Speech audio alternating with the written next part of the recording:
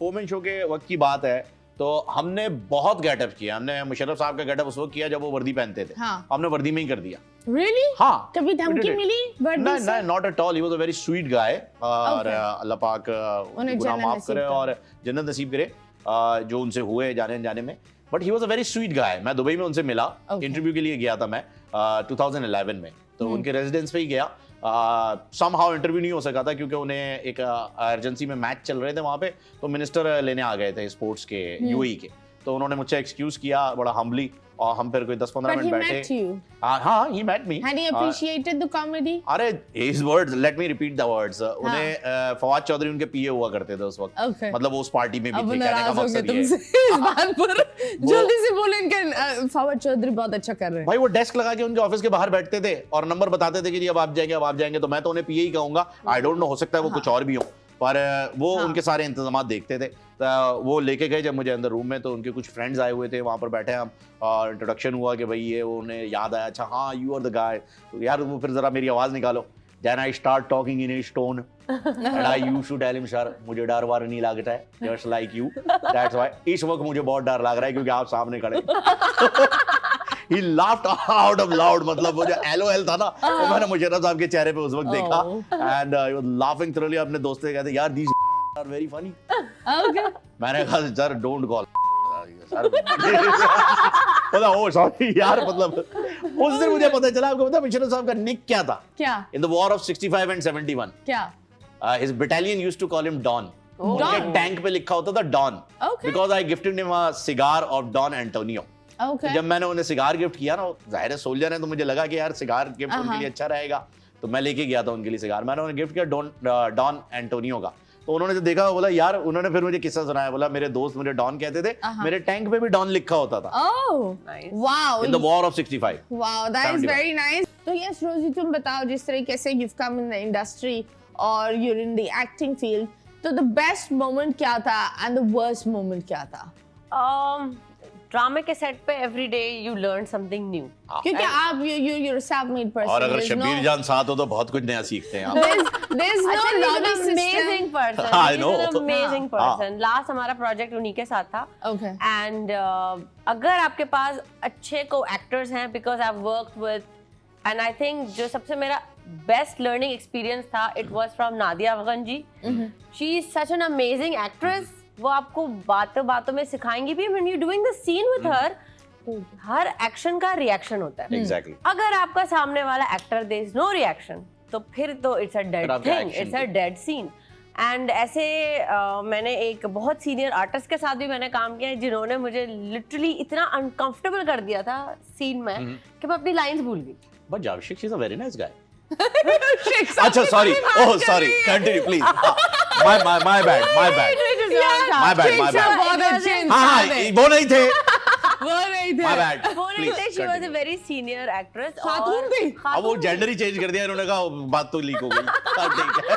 नहीं तो it depends कि आपके जो को एक्टर्स है वो कितने पॉजिटिव है। अगर आपके सेट पे जरा सी भी नेगेटिविटी आ गई तो फिर वो, बिकॉज आपको 12 घंटे काम करना होता है, 12 घंटे वहां पे बैठना ऐसे टॉक्सिक एटमॉस्फेयर में थोड़ा सा डिफिकल्ट हो जाता है।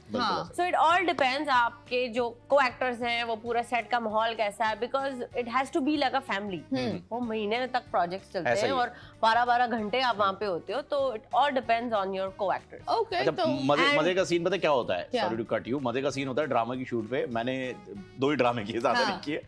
वहां पर जो है ना, जिंदगी में करने लगा मेरी तरह। मालिक मकान जब वहां पर घूम रही होती है ना, वो बेस्ट पार्ट होता है। ये मत करो, हाँ, इसको वापस रख दो। बस। तुम लोग ये क्या कर रहे हो? तुम लोगों ने ये दरवाजा गंदा कर दिया। तो ये भी बात होती है ना, बेचारी ने घर दिया है, ठीक है, अब आप घर की ले ही तो ना लो। नहीं नहीं, कभी कभी आप लेते रेंट पे दिया है ना। हाँ, रेंट पे दिया है। और पाँव यहाँ नहीं रखो, टेबल पे पाँव नहीं, टेबल पे पाँव नहीं, कुर्सी पे पाँव नहीं रखने, हटाओ। हाँ, तो सही बात है ना। कौन अब लंच रूम में हो रहा है, आप लोग लंच क्यों कर रहे हैं रूम में? भाई एक्टर्स तो रूम में ही करेंगे, कहाँ करेंगे? बेसिकली वो कुछ बहुत टॉर्चरस होती हैं। हमने किसी को फेस किया है पूरे रमजान में। बताइए सबसे फनी आपका एक सिचुएशन बताओ जो इसमें हुआ है। वो जो लैंडलॉर्ड थी, उनका घर बहुत आलीशान था, अमेजिंग, मतलब लाइक आप एक म्यूजियम था। लेकिन वो बेचारी थी थोड़ी सी मेंटली वो देख रही है तुम्हें, अच्छा। हाँ? हाँ, रोजी वो देख रही है तुम्हें। भाई वो क्या, अगर कोई मिल गया ना, जैसे तुम मिल गए, वो नॉन स्टॉप बातें करना शुरू, बेसिकली वो थोड़ी लोनली सी खातून थी। ओ मीठी अम्मी। मीठी दादी। हमारा बेचारा एसोसिएट फंस जाता था, उसको लेके बैठ के ना किचन में, तो ऐसा हुआ तो फिर ऐसा हो गया तो फिर जिंदगी में ऐसा हुआ।